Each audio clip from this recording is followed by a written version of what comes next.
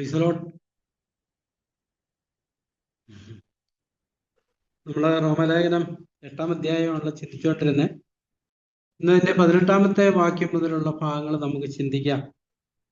18-ാം വാക്യം നമ്മളിങ്ങനെ വായിക്കുന്നു: നമ്മിൽ വെളിപ്പെടുവാനുള്ള തേജസ് വിചാരിച്ചാൽ ഈ കാലത്തിലെ കഷ്ടങ്ങൾ സാരമില്ല എന്ന് ഞാൻ എണ്ണുന്നു.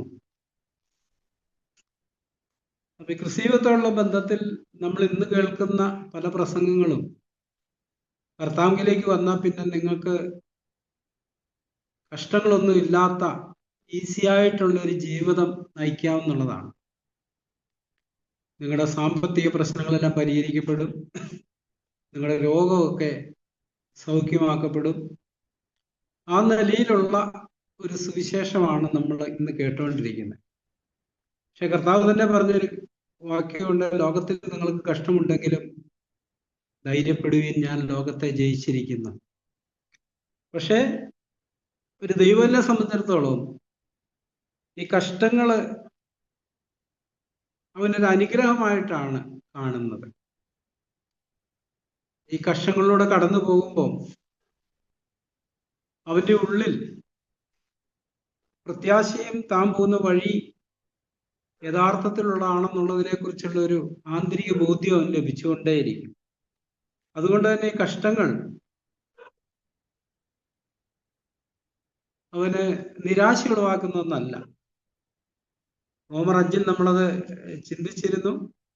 കഷ്ട സഹിഷ്ണുതയും സഹിഷ്ണുത സിദ്ധതയും, സിദ്ധത പ്രത്യാശ ഉളവാക്കുന്നറിഞ്ഞ് ഞങ്ങൾ കഷ്ടങ്ങളിലും പ്രശംസിക്കുന്നു, പ്രത്യാശയ്ക്കോ ഭംഗം വരുന്നില്ല. എബ്രായ ലേഖന കർത്താവ് ഇതിനെക്കുറിച്ച് എഴുതുമ്പോൾ, എബ്രായ ലേഖനം അതിന്റെ 2-ാമത്തെ അധ്യായത്തില് ഇങ്ങനെയാ നമ്മൾ വായിക്കുന്നത്. അതിന്റെ 11-ാമത്തെ വാക്യത്തില്, എബ്രായർ 2:11, സകലത്തിനും ലാക്കും സകലത്തിനും കാരണഭൂതനുമായവൻ അനേകം പുത്രന്മാരെ തേജസ്സിലേക്ക് നടത്തുമ്പോൾ അവരുടെ രക്ഷാനായകനെ കഷ്ടാനുഭവങ്ങളാൽ തികഞ്ഞവനാക്കുന്നത് യുക്തം ആയിരുന്നു. കർത്താവിനെ കുറിച്ചാണ് ഇത് പറഞ്ഞിരിക്കുന്നത്. എബ്രായർ 5:8 നമ്മൾ വായിക്കുന്നുണ്ട്: പുത്രനെങ്കിലും താൻ അനുഭവിച്ച കഷ്ടങ്ങളാൽ അനുസരണം പഠിച്ച് തികഞ്ഞവനായി തന്നെ അനുസരിക്കുന്ന ഏവർക്കും നിത്യരക്ഷയ്ക്ക് കാരണഭൂതനായി തീർന്നു. തെസ്സലോനിക്ക ലേഖനത്തിൽ അപ്പോസ്തലൻ പൗലോസ് എഴുതുമ്പോൾ 3-ാം അധ്യായത്തിലെ ഇതിന്റെ 3-4 വാക്യങ്ങൾ നമ്മൾ ഇങ്ങനെ വായിക്കുന്നു. 1 തെസ്സലോനി 3-ാം അധ്യായം അതിന്റെ 3-4 വാക്യങ്ങളിൽ: കഷ്ടം അനുഭവിപ്പാൻ നാം നിയമിക്കപ്പെട്ടിരിക്കുന്നു എന്ന് നിങ്ങൾ തന്നെ അറിയുന്നുവല്ലോ. അടുത്ത വാക്യം: നാം കഷ്ടം അനുഭവിക്കേണ്ടി വരും എന്ന് ഞങ്ങൾ നിങ്ങളോട് കൂടി ഇരുന്നപ്പോൾ മുമ്പ് കൂട്ടി പറഞ്ഞിട്ടുമുണ്ട്, അതുകൊണ്ട് തന്നെ സംഭവിച്ചതെന്ന് നിങ്ങൾ അറിയുന്നു. അപ്പൊ പൗലോസ് അവിടെ ചെന്ന് പ്രസംഗിച്ചതിന് ശേഷം അവരോട് പറഞ്ഞിരുന്നു, നമ്മൾ കഷ്ടം അനുഭവിക്കേണ്ടി വരും. കാരണം ഈ ലോകം ദൈവമക്കൾക്ക് യോഗ്യമല്ല.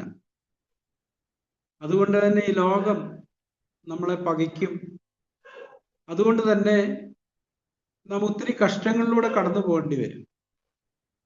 എബ്രായ വിശ്വാസികളോടുള്ള ബന്ധത്തിൽ 11-ാമത്തെ അധ്യായത്തിൽ, എബ്രായ ലേഖനം 11-ാം അധ്യായത്തില് അതിന്റെ അവസാന ഭാഗത്തേക്ക് വരുമ്പം 36 മുതലുള്ള വാക്യങ്ങൾ നമ്മൾ ഇങ്ങനെ വായിക്കുന്നു: വേറെ ചിലർ പരിഹാസം, ചമ്മട്ടി, ചങ്ങല, തടവ് ഇവയാലുള്ള പരീക്ഷ അനുഭവിച്ചു, കല്ലേറേറ്റു, ഈർച്ചവാളാൽ അറുക്കപ്പെട്ടു, പരീക്ഷിക്കപ്പെട്ടു, വാളാൽ കൊല്ലപ്പെട്ടു, ജടയാടുകളുടെയും കോലാടുകളുടെയും തോൽ ധരിച്ചു, ബുദ്ധിമുട്ടും ഉപദ്രവവും കഷ്ടവും സഹിച്ചു.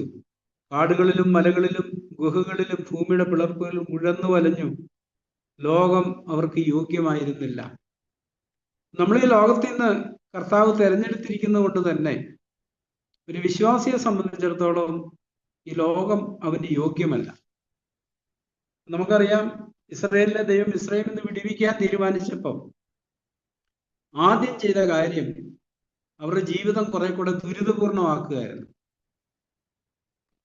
അതിന്റെ അനന്തരഫലം അവർ നിലവിളിക്കാൻ തുടങ്ങി, എങ്ങനെയെങ്കിലും ഇവിടെ നിന്ന് ഞങ്ങളെ രക്ഷിക്കണം. ഒരു വിശ്വാസിയെ സംബന്ധിച്ചിടത്തോളം ഇതൊരു യാഥാർത്ഥ്യമാണ്. അവൻ പ്രത്യാശ വെച്ചിരിക്കുന്ന നാട്ടിലേക്കുള്ള യാത്രയോടുള്ള ബന്ധത്തിൽ പലപ്പോഴും നമുക്കറിയാം, നമ്മുടെ പ്രാർത്ഥന വെളിപ്പാട് പുസ്തകത്തിലെ പ്രാർത്ഥന പോലെ ആമേൻ കർത്താവെ വരണമെന്നല്ല. ആണോ? നമ്മളെ തന്നെ ശോധന ചെയ്യുന്നു. ഇപ്പം ഇന്ന് കർത്താവ് വരിക എന്ന് പറഞ്ഞാൽ നമ്മുടെ റിയാക്ഷൻ എങ്ങനെ ആയിരിക്കും? ആമേൻ കർത്താവെ വരണമെന്നാണോ, അതോ കർത്താവെ ഉടനെ വരല്ലേ എന്നാണോ? നമ്മൾ സത്യസന്ധരായിട്ട് നമ്മളെ തന്നെ വിധിച്ചു നോക്കിയാൽ നമ്മുടെ ഇവിടെ പലതും അവശേഷിച്ചിട്ടുള്ളത് നമുക്ക് കാണാൻ കഴിയും ലോകത്തിൽ. പക്ഷെ ഒരു യഥാർത്ഥ ദൈവത്തിനെ സംബന്ധിച്ചിടത്തോളം അവൻ വീണ്ടും ജനിച്ച് ഈ ദൈവിക വഴിയിലൂടെ മുന്നോട്ട് പോകുമ്പോൾ ലോകം അവനെ കൂടുതൽ കൂടുതൽ വെറുക്കാൻ തുടങ്ങും. അവന്റെ ആന്തരികമായ നിലവിളി എപ്പോഴും കർത്താവെ വേഗം വരണമെന്നായിരിക്കും. നമ്മൾ പലപ്പോഴും ആ നിലയിൽ കർത്താവിനെ സ്നേഹിക്കാത്തത് കൊണ്ട് 42-ാമത്തെ സങ്കീർത്തനത്തിലെ അവിടെ സങ്കീർത്തനക്കാരൻ ഇങ്ങനെ ഒരു നിലവിളി, അവന്റെ ഒരു പ്രാർത്ഥനയുണ്ട്. 42-ാം സങ്കീർത്തനം അതിന്റെ 1-ാമത്തെ വാക്യത്തിൽ കോരപുത്രന്മാരുടെ ധ്യാനമാണ്. മാൻ നീർത്തോടുകളിലേക്ക് ചെല്ലുവാൻ കാക്ഷിക്കുന്നത് പോലെ ദൈവമേ എന്റെ ആത്മാവ് നിന്നോട് ചേരുവാൻ കാക്ഷിക്കുന്നു. 2-ാമത്തെ വാക്യം, എന്റെ ആത്മാവ് ദൈവത്തിനായി, ജീവനുള്ള ദൈവത്തിനായി തന്നെ ദാഹിക്കുന്നു. ഞാൻ എപ്പോൾ ദൈവസന്നിധിയിൽ ചെല്ലുവാൻ ഇടയാകും. ഒരു യഥാർത്ഥ ഭക്തന്റെ നിലവിളി അതാ. ഈ ലോകം അവന് യോഗ്യമല്ല. അവനെ സംബന്ധിച്ചിടത്തോളം ഇവിടെ അവന് ഒരു പരദേശവാസിയാണ് അവൻ. ഇത് അവന്റെ സ്വന്തം നാടല്ല. അതുകൊണ്ട് തന്നെ അവന്റെ ഉള്ളിലെ തുടിപ്പ് മുഴുവൻ സ്വന്തം നാട്ടിൽ എത്തിച്ചേരണമെന്നാണ്. അതാണ് പൗലോസപ്പോസ്തലൻ ഇങ്ങനെ പറഞ്ഞ്, വെട്ടിവെരിഞ്ഞ് ക്രിസ്തുവിനോട് ഇരിപ്പാൻ എനിക്ക് അതിയായ ആഗ്രഹമുണ്ട് എന്ന് പറഞ്ഞാൽ മരിച്ച് കർത്താവിനോട് ചേരാൻ. നമ്മളും ആത്മീയമായിട്ട് യഥാർത്ഥ റൂട്ടിലാണെങ്കിൽ നമ്മുടെ ഉള്ളിലെ നിലവിളി അതായിരിക്കും, കർത്താവെ നീ വരണം, എനിക്ക് നിന്നോട് ചേരണം. എൻ്റെ ഉള്ളം, നമ്മുടെ പാട്ടി പാടാറില്ല, എൻ്റെ ഉള്ളമാകമേ പ്രിയനോട് ചേരുവാൻ കൊതിച്ചിടുന്ന അധികമായി പൊന്മുഖം കാണുവാൻ. ഒരു യഥാർത്ഥ ക്രിസ്ത്യാനിയെ സംബന്ധിച്ചുള്ളത് വളരെ സത്യമാണ്. അവൻ്റെ ഉള്ളിലെ തുടിപ്പ് മുഴുവൻ കർത്താവിനോട് ചേരാൻ, കർത്താവിനെ കാണാനായിരിക്കും. ഇത് രാത്രി നമ്മൾ ഒന്നിച്ചായിരിക്കുമ്പോൾ നമുക്ക് അങ്ങനത്തെ ഒരു തുടിപ്പില്ലെങ്കിൽ നാം നമ്മെ തന്നെ ശോധന ചെയ്യണം. നമ്മളെ തന്നെ നമ്മൾ വിലയിരുത്തണം. എന്താണ് എനിക്ക് അങ്ങനത്തെ ഒരു ആഗ്രഹം ഇല്ലാത്ത? അതിന്റെ കാരണം നമ്മൾ കണ്ടുപിടിക്കണം. എൻ്റെ പ്രധാനപ്പെട്ട ഒരു കാരണം, നമ്മൾ ഇവിടെ ഇനിയും നമ്മുടെ പ്രത്യാശ അവശേഷിക്കുന്നുണ്ടെന്നുള്ളതാണ്. ഇവിടെയുള്ള എന്തിലേക്കോ നമ്മുടെ ഹൃദയം പിടിക്കപ്പെട്ടിട്ടുണ്ട്. അതുകൊണ്ടാണ് നമുക്ക് അങ്ങനത്തെ ഒരു ആന്തരികമായ ഒരു തിടുക്കം നമ്മളിൽ കാണാത്തതിന്റെ കാരണം അതാണ്. അതുകൊണ്ട് തന്നെ ഇസ്രായേലിനെ മിസ്രയീമിൽ നിന്ന് വിടുവിക്കാൻ നേരത്ത് ദൈവം അവരുടെ കഷ്ടത വർദ്ധിപ്പിച്ചതുപോലെ ദൈവം നമ്മളെ സ്നേഹിക്കുന്നത് കൊണ്ട് നമ്മളോടുള്ള ബന്ധത്തിലും ഈ കഷ്ടങ്ങളിലൂടെ നമ്മളെ കടന്നു പോകാനായിട്ട് അനുവദിക്കും. വേദന, ദുഃഖം, ഒത്തിരി കാര്യങ്ങളുണ്ട് നമ്മൾ ദിനംപ്രതി. ഇതൊക്കെ അനുഭവിക്കുമ്പോൾ നമുക്ക് എന്താ തോന്നാറുള്ളത്? ഇവിടം വിട്ട് വളരെ പെട്ടെന്ന് പോകണമെന്നാണോ? ഇസ്രായേൽ മക്കൾ നിലവിളിച്ചതുപോലെ അവർ യഹോവയോട് നിലവിളിച്ചെന്ന കഷ്ടതയുടെ ആധിക്യം, അല്ലെ പണിയെടുക്കാൻ അവരെ നിർബന്ധിക്കുകയും അവർക്ക് കൊടുക്കൊണ്ടിരുന്ന കാര്യങ്ങളൊന്നും കൊടുക്കാതിരിക്കുകയും ഇഷ്ടികയുടെ എണ്ണം കുറയുമ്പോൾ അവരെ തല്ലുകയൊക്കെ ചെയ്തപ്പോൾ അവരുടെ ഉള്ളിലൊരു തിടുക്കമുണ്ട്, ഇവിടുന്ന് എങ്ങനെയും ഒന്ന് രക്ഷപ്പെടണം. ഒരു വിശ്വാസിയെ സംബന്ധിച്ചിടത്തോളം ഇതൊരു യാഥാർത്ഥ്യമാണ്. നമ്മുടെ ഈ ക്രിസ്തു ജീവിതത്തിൽ, ഈ ലോകത്തിലെ ജീവിതം നമുക്കൊരു സന്തോഷം നൽകുന്നുണ്ടെങ്കിൽ കർത്താവിന്റെ വരവിനെ കുറിച്ച് നമുക്കൊരു തിടുക്കമില്ലെങ്കിൽ ദൈവം ഈ വഴികളിലൂടെ നമ്മളെ നിരന്തരമായിട്ട് കടത്തി വിട്ടുകൊണ്ടേയിരിക്കും. അതുകൊണ്ട് തന്നെ കഷ്ടത എന്ന് പറയുന്നത് ഒരു അനുഗ്രഹമാണ്. സാഗ്ലർ പറയാറില്ല, വേദന എന്ന് പറയുന്നത് നമുക്കൊരു അനുഗ്രഹമാണ്. കുഷ്ഠരോഗികൾക്കൊക്കെ വേദന ഇല്ലാത്തത് കൊണ്ടാണ് അവരുടെ അവയവങ്ങൾ നഷ്ടപ്പെടുന്നതെന്ന് പറയാറുണ്ട്. എന്ന് പറഞ്ഞതുപോലെ ഈ കഷ്ടങ്ങൾ നമുക്ക് യഥാർത്ഥത്തിലൊരു അനുഗ്രഹമാണ്. നമ്മുടെ ഉള്ളിൽ ഒരു പ്രസവ വേദന നമ്മൾ അനുഭവിക്കാനായിട്ട് തുടങ്ങും. ഇവിടെ വിട്ടു പോവാനുള്ള ഒരു അതിയായ ആഗ്രഹവും ഒരു തിടുക്കവും. ഇസ്രായേലിനെ കുറിച്ച് നമുക്കറിയാം, അവര് തിടുക്കപ്പെട്ടാണ് ഭക്ഷണമൊക്കെ കഴിച്ച് പെട്ടെന്നാണ് പുറപ്പെട്ടതെന്ന് നമ്മൾ വായിക്കുന്നത്. അപ്പൊ നമ്മുടെ ക്രിസ്ത്യ ജീവിതത്തില് എവിടെയായാലും ഒക്കെ നമ്മൾ ഈ ലോകത്തെ സ്നേഹിക്കുന്നുണ്ടെങ്കിൽ, ഇവിടെ നമുക്ക് ആശ്വാസം തരുന്ന എന്തെങ്കിലുമൊക്കെ നമ്മൾ കണ്ടെത്തുന്നുണ്ടെങ്കിൽ, അത് കാണിക്കുന്നത് നമ്മളിൽ തന്നെ ഒരു വലിയ ശുദ്ധീകരണത്തിന്റെ ആവശ്യമുണ്ടെന്നാണ്. റോമർ 8:18 നമ്മൾ വായിച്ചത്, നമ്മിൽ വെളിപ്പെടുവാനുള്ള തേജസ് വിചാരിച്ചാൽ ഈ കാലത്തിലെ കഷ്ടങ്ങൾ സാരമില്ല എന്ന് ഞാൻ എണ്ണുന്നു. കഴിഞ്ഞ ആഴ്ച നമ്മളത് ചിന്തിച്ചിരുന്നു. ദൈവഭക്തന്മാരായിട്ട് ദൈവം ഉപയോഗിച്ചിട്ടുള്ള എല്ലാവരോടുള്ള ബന്ധത്തിലും ഇതൊരു യാഥാർത്ഥ്യമാണ്. അവരെല്ലാം ഇങ്ങനത്തെ കഷ്ടങ്ങളിലൂടെ കടന്നു പോയിട്ടാണ് ആ ഒരു പാതയിൽ എത്തിയത്. യോസേഫാണെങ്കിൽ അവൻ മിസ്രൈമിലെ രണ്ടാമനാകുന്നതിന് മുമ്പ് ഒത്തിരി കഷ്ടങ്ങളിലൂടെ കടന്നുപോയി. സഹോദരന്മാരാല് ത്യജിക്കപ്പെട്ടു, ഉപദ്രവിക്കപ്പെട്ടു, പൂർത്തിപ്പേർന്ന ഭവനത്തിൽ വെച്ച് തെറ്റിദ്ധരിക്കപ്പെട്ടു. ഇങ്ങനെ ഒത്തിരി കഷ്ടങ്ങളിലൂടെ കടന്നുപോയി അവൻ തെളിഞ്ഞവനായ ശേഷമാണ് ദൈവം അവനെ ഉയർത്തിയത്. അപ്പൊ നമ്മുടെ ജീവിതത്തിൽ ഈ കഷ്ടങ്ങൾ നമുക്കൊരു അനുഗ്രഹമാണ്. നമ്മുടെ ഉള്ളിൽ ആത്മാവിൽ വരേണ്ട രൂപാന്തരം ഈ കഷ്ടങ്ങളുടെയും അപമാനത്തിന്റെയും നിന്ദയുടെയും വഴിയുടെയും ഒക്കെ വഴിയിലൂടെയാണ് നമ്മൾ പ്രാപിക്കുന്നത്. ഈ കഷ്ടങ്ങളെ ഒഴിഞ്ഞു മാറാൻ ശ്രമിക്കുന്ന ഒരാള്, അല്ലെ നിന്ന അപമാനം, തെസ്സലോനിക്ക ലേഖനത്തിലെ 1-ാമത്തെ അധ്യായത്തില് അപ്പോസ്തലൻ അത് പറഞ്ഞിട്ടുണ്ട്. തെസ്സലോനിക്ക ലേഖനം 1-ാം അധ്യായത്തില് 1 തെസ്സലോനി 1 ഇവിടെ 2 കാര്യങ്ങളെ കുറിച്ച് അപ്പോസ്തലൻ പറയാൻ, അവരെ കടന്നുപോയ വഴിയോടുള്ള ബന്ധത്തിൽ അത് പറയുമ്പോൾ ഇങ്ങനെ നമ്മൾ വായിക്കുന്ന 1 തെസ്സലോനി 2-ാമത്തെ വാക്യത്തിൽ, 2-ാം അധ്യായം 2-ാം വാക്യത്തിൽ നമ്മളിങ്ങനെ വായിക്കും, നിങ്ങൾ അറിയുമ്പോൾ ഞങ്ങളുടെ ഫിലിപ്പിയിൽ വെച്ച് കഷ്ടവും അപമാനവും അനുഭവിച്ചിട്ടും. ഫിലിപ്പിയിൽ വെച്ച് തങ്ങൾക്ക് നേരിടേണ്ടി വന്നത് കഷ്ടവും അപമാനവുമാണ്.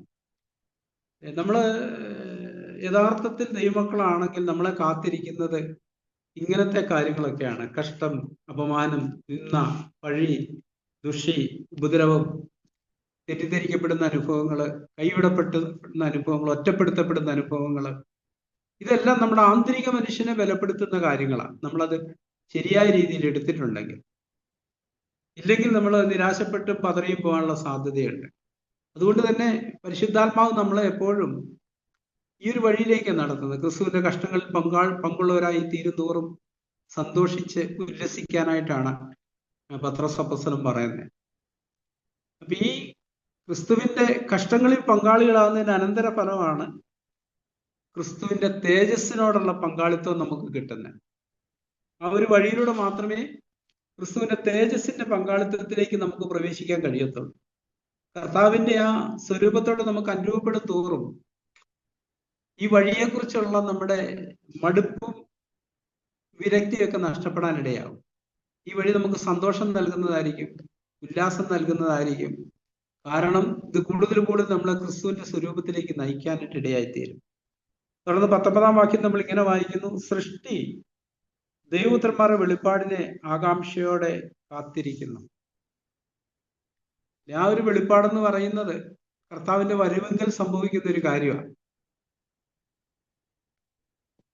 നമ്മള് 1 യോഹന്നാന്റെ ലേഖനം 3-ാം അധ്യായത്തില് അതിന്റെ 2-3 വാക്യങ്ങളിൽ നമ്മളിങ്ങനെ വായിക്കുന്നുണ്ട്. 1 യോഹന്നാന്റെ ലേഖനം 3-ാം അധ്യായം അതിന്റെ 2-3 വാക്യങ്ങളിൽ, കണ്ണിന്ന ദൈവമക്കളെന്ന് വിളിക്കപ്പെടുവാൻ പിതാവ് നമുക്ക് എത്ര വലിയ സ്നേഹം നൽകിയിരിക്കുന്നു, അങ്ങനെ തന്നെ നാം ആകുന്നു. ലോകം അവനെ അറിഞ്ഞിട്ടില്ലായതുകൊണ്ട് നമ്മെയും അറിയുന്നില്ല. പ്രിയമുള്ളവരെ, നാം ഇപ്പോൾ ദൈവമക്കളാകുന്നു. നാം ഇന്നതാകുന്നതെന്ന് ഇതുവരെ പ്രത്യക്ഷമായില്ല. അവർ പ്രത്യക്ഷനാകുമ്പോൾ അവനെ തന്നിരിക്കും പോലെ തന്നെ കാണുന്നതുകൊണ്ട് അവനോട് സാദൃശ്യന്മാരാകും നാം അറിയുന്നു. അവന്റെ പ്രത്യാശയുള്ളവനെല്ലാം അവൻ നിർമ്മലായിരിക്കുന്ന പോലെ തന്നെ താൻ നിർമ്മലീകരിക്കുന്നു. ഇവിടെ പറഞ്ഞിരിക്കുന്ന ഒരു കാര്യം, ലോകം അവനെ അറിഞ്ഞിട്ടില്ലായതുകൊണ്ട് നമ്മെയും അറിയുന്നില്ല. പക്ഷെ ഒരിക്കല് കർത്താവിന്റെ പ്രത്യക്ഷതയില് നമ്മുടെ വീണ്ടെടുപ്പ് നടക്കുമ്പോൾ, ഈ വീണ്ടെടുപ്പ് എന്ന് പറയുന്നത് രണ്ടാമത്തെ വാക്യത്തിൽ പറഞ്ഞിരിക്കുന്നത് നമ്മുടെ ശരീരത്തിന്റെ വീണ്ടെടുപ്പാണ്. മർത്യമായ രോഗം ശീലിച്ച വേദനകൾ ഉള്ള ഈ ശരീരം മാറിയിട്ട് നമ്മൾ കർത്താവിന്റെ കർത്താവ് ഉയർത്തെഴുന്നതിന് ശേഷം ലഭിച്ച മരണമില്ലാത്ത, വേദനയില്ലാത്ത, പരിധികളില്ലാത്തൊരു ശരീരം കിട്ടുമ്പോഴാണ് നമ്മുടെ വീണ്ടെടുപ്പ് പൂർത്തിയാകുന്നത്. ഇവിടെ നമ്മൾ വായിക്കുന്ന സകല സൃഷ്ടി ദൈവപുത്രന്മാരുടെ വെളിപ്പാടിനെ ആകാംക്ഷയോടെ കാത്തിരിക്കുന്നു. അടുത്ത വാക്യം, സൃഷ്ടി ദ്രവത്വത്തിന്റെ ദാസിൽ നിന്ന് വിടുതലും ദൈവമക്കളുടെ തേജസ്സാകുന്ന സ്വാതന്ത്ര്യം പ്രാപിക്കുമെന്നുള്ള ആശയോടെ മായയ്ക്ക് കീഴ്പ്പെട്ടിരിക്കുന്നു. ഇന്ന് നമ്മളായിരിക്കുന്ന ഒരു അവസ്ഥ, ഈ ഒരു അവസ്ഥയിലാണ് നമ്മളായിരിക്കുന്നത്. അതിനെക്കുറിച്ച് ലിവിങ് ബൈബിളിൽ എഴുതിയിരിക്കുമ്പോൾ അവിടെ നമുക്ക് കുറച്ചുകൂടെ മനസ്സിലാകുന്ന രീതിയിലാണ് അത് എഴുതിയിരിക്കുന്നത്. നമ്മൾ ഇങ്ങനെ വായിക്കുന്ന 18 മുതലുള്ള വാക്യങ്ങൾ, Yet what we suffer now is nothing compared to the glory He will give us later. For all creation is waiting patiently and hopefully for that future day when God will resurrect His children. For on that day, thrones and thistles, sin, death, and decay, the things that overcome the world against its will, at God's command, will all disappear. വേദനയും നിരാശയും മുള്ളും പറക്കാരെയും ക്ഷുദ്രജീവികളും ആ ഒരു വീണ്ടെടുപ്പിന്റെ നാളിൽ ഇതെല്ലാം മാറ്റപ്പെട്ടിട്ട് പുതിയൊരാകാശവും പുതിയ ഭൂമിയും കർത്താവ് ഇവിടെ കൊണ്ടുവരും. കണ്ണുനീരില്ലാത്ത, വേദനയില്ലാത്ത, നമ്മൾ ആ ഒരു പ്രത്യാശയോടെയാണ് കാത്തിരിക്കുന്നത്. എല്ലാ സകല സൃഷ്ടിയും ഒരുപോലെ ഈറ്റുനോവോടെ ഞെരുങ്ങുന്നു നമ്മൾ വായിക്കുന്നുണ്ട്. തുടർന്ന് 21-ാമത്തെ വാക്യത്തിൽ, മനഃപൂർവ്വമായിട്ടല്ല, അതിനെ കീഴ്പ്പെടുത്തിയവന്റെ കൽപ്പന നിമിത്തം അത്രേ. 22-ാം വാക്യം, സർവ്വസൃഷ്ടി ഇന്ന് വരെ ഒരുപോലെ ഞരങ്ങി ഈറ്റുനോവോടെ ഇരിക്കുന്നു. സൃഷ്ടിയുടെ ഉള്ളിൽ ഈ ഒരു ഞരക്കമുണ്ട് നിരന്തരമായിട്ട്. നമ്മുടെ ഉള്ളിലും ഈ ഒരു ഞരക്കത്തിന്റെ ആവശ്യമുണ്ട്. 23-ാം വാക്യം, ആത്മാവെന്ന ആദ്യദാനം ലഭിച്ചിരിക്കുന്ന നാമും നമ്മുടെ ശരീരത്തിന്റെ വീണ്ടെടുപ്പായ പുത്രത്വത്തിന് കാത്തുകൊണ്ട് ഉള്ളിൽ ഞരങ്ങുന്നു. ഗലാത്യ ലേഖനത്തില് ഈ കാര്യം കുറച്ച് വിശദീകരിച്ച് പറഞ്ഞിട്ടുണ്ട്. ഗലാത്യർക്ക് എഴുതിയ ലേഖനം അതിന്റെ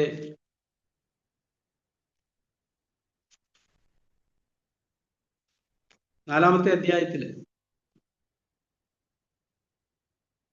5-ാം വാക്യം, 5-6 വാക്യങ്ങളാണ്. അവൻ ന്യായപ്രമാണത്തിന് കീഴിലുള്ളവരെ വിലയ്ക്ക് വാങ്ങിയിട്ട് നാം പുത്രത്വം പ്രാപിക്കേണ്ടതിന് തന്നെ നിങ്ങൾ മക്കളാകൊണ്ട് അബ്ബാ പിതാവ് എന്ന് വിളിക്കുന്ന സുപുത്രന്റെ ആത്മാവിനെ ദൈവം നിങ്ങളുടെ ഹൃദയങ്ങളിൽ അയച്ചു. അങ്ങനെ നീ ദാസനല്ല, പുത്രൻ അത്രേ, പുത്രനെങ്കിലോ ദൈവത്താൽ അവകാശിയും. ഇവിടെ ഈ പുത്രത്വം എന്ന് പറയുന്നത് നമ്മുടെ ആത്മീയമായിട്ടുള്ള മച്യൂരിറ്റിയിലേക്കുള്ള യാത്രയെ കാണിക്കുന്നതാണ്. നമ്മുടെ ദേഹിയുടെ വീണ്ടെടുപ്പിന്റെ തലമാണ് ഇവിടെ നമുക്ക് കാണാനായിട്ട് കഴിയുന്നത്. അവിടെയാണ് നമ്മൾ കൂടുതൽ കർത്താവിന്റെ സ്വരൂപത്തോടെ അനുഭവപ്പെടുന്നത്. ഇവിടെ നമ്മൾ റോമർ 8 വായിച്ചത്, ആത്മാവെന്ന ആദ്യദാനം ലഭിച്ചിരിക്കുന്ന നാമും നമ്മുടെ ശരീരത്തിന്റെ വീണ്ടെടുപ്പായ പുത്രത്വത്തിന് കാത്തുകൊണ്ട് ഉള്ളിൽ ഞരങ്ങുന്നു. അപ്പൊ നമ്മുടെ ഉള്ളില് ഇങ്ങനത്തെ ഒരു ഞരക്കം ഉണ്ടോന്നാണ് നമ്മളെ തന്നെ ശോധന ചെയ്യുന്നത്. ഈ ഒരു ഞരക്കം നമ്മുടെ ഉള്ളിൽ നിരന്തരമായിട്ട് ആവശ്യമുണ്ട്. അതില്ലെങ്കിൽ ആന്തരികമായിട്ടൊരു മരണത്തെ നമ്മൾ അഭിമുഖീകരിക്കുന്നുണ്ടെന്ന് അത് കാണിക്കുന്നത്. തുടർന്ന് 24-ാമത്തെ വാക്യം നമ്മൾ ഇങ്ങനെ വായിക്കുന്നു, പ്രത്യാശയാലല്ലോ നാം രക്ഷിക്കപ്പെട്ടിരിക്കുന്നത്. കാണുന്ന പ്രത്യാശയല്ല, ഒരുത്തൻ കാണുന്നതിനായിട്ട് ഇനി പ്രത്യാശിക്കുന്നത് എന്തിന്? നാം കാണാത്തതിനായി പ്രത്യാശിക്കുന്നുവെങ്കിലോ അതിനായി ക്ഷമയോടെ കാത്തിരിക്കുന്നു. നമ്മൾ കാണാത്തൊരു കാര്യത്തിന് വേണ്ടിയാണ് പ്രത്യാശിക്കുന്നത്, നമ്മുടെ ശരീരത്തിന്റെ വീണ്ടെടുപ്പായ പുത്രത്വം. എന്ന് പറഞ്ഞാൽ ഈ മരണത്തിന് അധീനമായ ശരീരത്തിൽ നിന്ന് അപ്പോസ്തലൻ നിലവിളി റോമർ 7 നടത്തുന്നുണ്ടല്ലോ. ഈ മരണത്തിന് അധീന ശരീരത്തിൽ നിന്നെ ആർ വിടുവിക്കും? കർത്താവിന്റെ വരവെങ്കിൽ, രണ്ടാമത്തെ വരവെങ്കിൽ സംഭവിക്കാൻ പോകുന്നൊരു കാര്യം അതാണ്. നമ്മുടെ ഈ മരണത്തിന് അധീനമായ ശരീരത്തിൽ നിന്ന് നമ്മളെ വിടുവിച്ചിട്ട് മരണമില്ലാത്തൊരു ശരീരം നമുക്ക് തരുന്നൊരു പ്രക്രിയ. അപ്പം നാം ഈ ഒരു പ്രത്യാശയോടെയാണ് കാത്തിരിക്കുന്നത്. അവിടെ 20-ാം വാക്യത്തിന്റെ അവസാനം നമ്മൾ വായിച്ചല്ലോ. അത് 20-ാം വാക്യത്തിലെ സൃഷ്ടി ദ്രവത്വത്തിന്റെ ദാസിൽ നിന്ന് വിടുതലും ദൈവമക്കളുടെ തേജസ്സാകുന്ന സ്വാതന്ത്ര്യവും പ്രാപിക്കുമെന്നുള്ള ആശയോടെ മായയ്ക്ക് കീഴ്പ്പെട്ടിരിക്കുന്നു.